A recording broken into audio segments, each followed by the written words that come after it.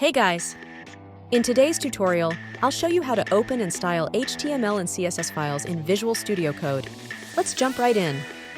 First, open Visual Studio Code and install the Open in Browser from the Extensions Marketplace to enhance your development environment.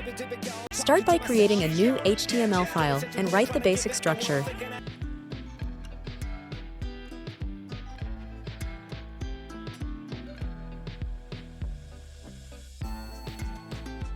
Adjust the CSS within the chart.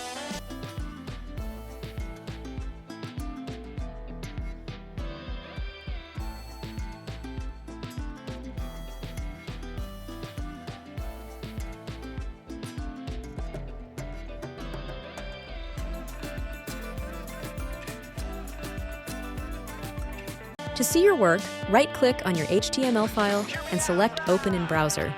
This will open your file in a new tab in your default web browser. Feel free to edit your code and save your changes.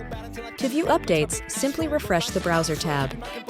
That's all for today's tutorial. If you found this helpful, don't forget to like, subscribe, and click the bell for more coding content. Drop your questions and comments below. Happy coding!